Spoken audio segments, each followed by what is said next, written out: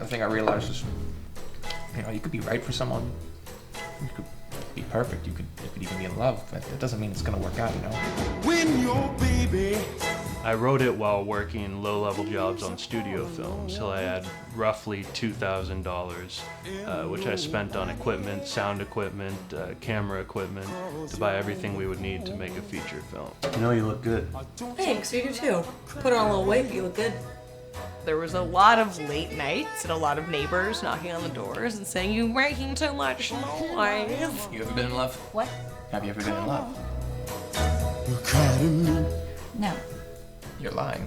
It just was completely different than anything I've seen or read before. And it actually makes you feel something, which is something that is hard with comedy. I was trying to tell love stories because those are my favorite kinds of movies, romantic films. But it had to be true to my life and true to this day and age. He really, really wanted to do it. He said this was his first feature. It's a huge endeavor. Everybody gave up a lot of nights and weekends to shoot whenever we could. And we had to get a lot done in these short periods of time. What was difficult was having to deal with the outside circumstances.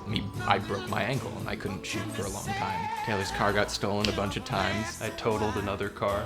I worked as a barista, I worked delivering pizza, I worked at a movie theater. And during the last 3 weeks of production, I was homeless and sleeping on people's couches and bedroom floors. Taylor just wants to make movies.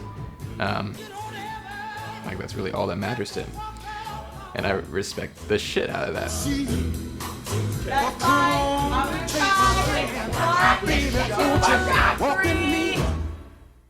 So where we are now is we have this film that's nearly ready to be seen, but we want it to sound as good as possible, and we want the black and white to look as beautiful as possible. And in order to do that, we need your help. We've done it all by ourselves and gotten this far, and we're so close to finishing the movie, but we can't do it alone anymore. I humbly ask that you donate to us, become part of the I'm Trying to Impress You family. You'll be supporting really pure, uncompromised art that we made to have fun and to express something that I think is very true and honest and romantic.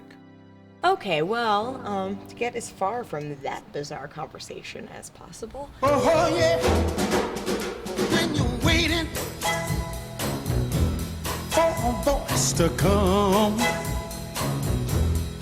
in the night, but there's no one. Don't you feel like a cry?